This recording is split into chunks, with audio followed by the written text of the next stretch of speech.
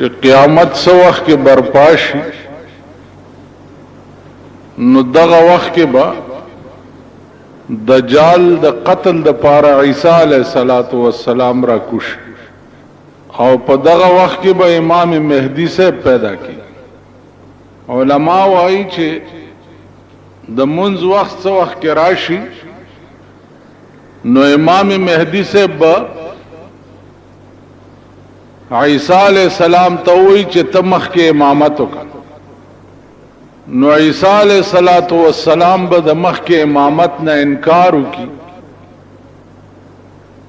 او امام مهدی ته به وی چې زه د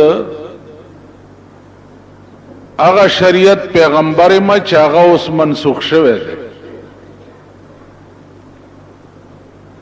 او ته د هغه شریعت امام چې کوم فی الحال رایج دی چې هغه شریعت محمدی دی صلی الله علیه وسلم. عزیزانو دا ټوله مسله چې څه وخت کې طے شي نو دغه وخت کې به حساب کتاب کیږي په شام کې دا الله تعالی د حساب پای تخت چې کوم دی هغه په شام کې لګېدلې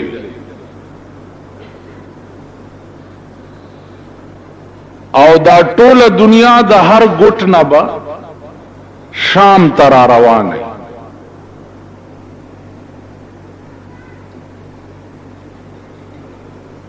په دغه وخت کې به هر شیخ خپل دفاعین بهر کوي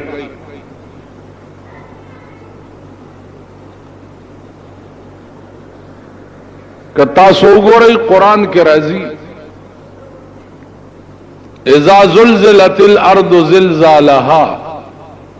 واخرجت الارض اثقالها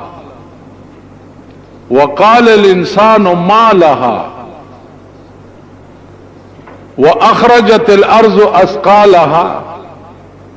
دا ځمکه چې دا بخپل دفاعین ټول بهر راوغورځي او ځان به صفا کی زمکه کې چې صد دفاعین دي دا څومره بنی آدم چې پکې خښ شوي دي یا نور هر اشیاء چې پکې ده دا به ټول بار راوغورځي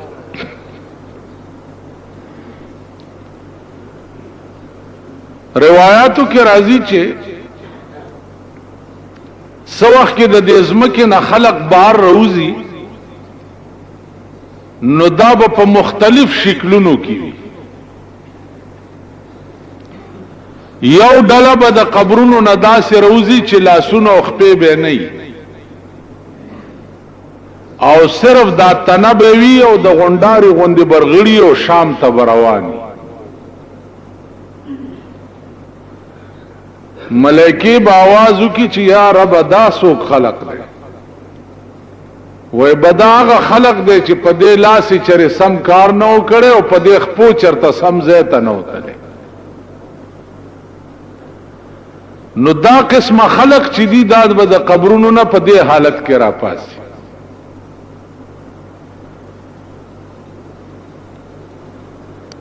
اوس خپلو لاسونو خپلو خپو ته کتل پکار دي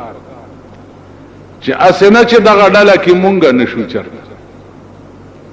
زمونږ لاسونه چرې حلال نه کوي او زمونږ خپې چرته سم کار پسې نشي ټول ورځ زمونږ خپې چرته رواني او ټول ورځ زمونږ لاسونه سکار کوي دغه هر سړی خپل ګریوان کې وګورئ او ځان سره محاسبه وکړئ چې خپې کم طرف ته ځي او لاسونه کم طرف ته بل ډله برا پاسی چې داغي په دې خېټه کې به اور بلیږي او لمبه به د خلې نه بار روزي یا الله دا سوق دي وبداغه خلق ده چې په دې خلای چرته حلال نو خوړلی او دې خېټه ته حلال نو تلی د شپه او ورځ خوراک په دې خلا او په دې خېټه کې حرام. نو دا ډله به د قبر نه چې را پاسي نو خېټه کې به اور بلیږي او لمبې به د خولې نه بار. نن وګور هر سړی آرام خور په دې ملک تاسو کا نظر اوس غلا وای نو الال خواره بدر ته هغه خلق هم ښکار نشي. هغه خلق چا 15 زره تسبیح ور سره او په خلوتونو کې ناس زکه دا وی خوراکم چې ده زمون ګټه ده. نو مون خوی مردار خواره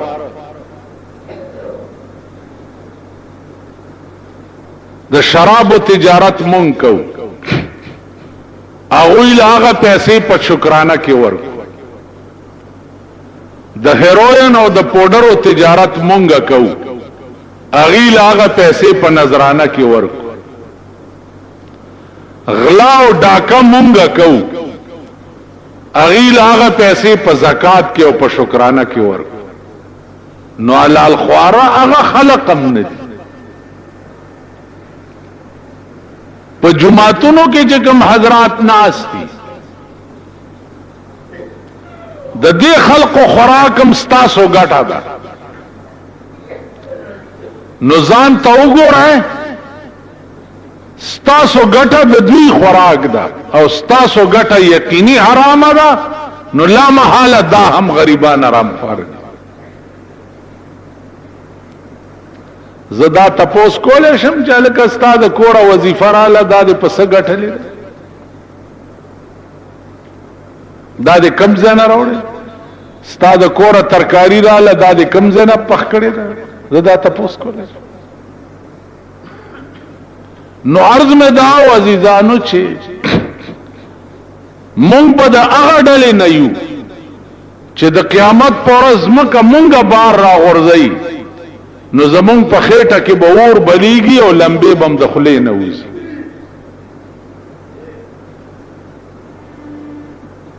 بله ډله به را پاسي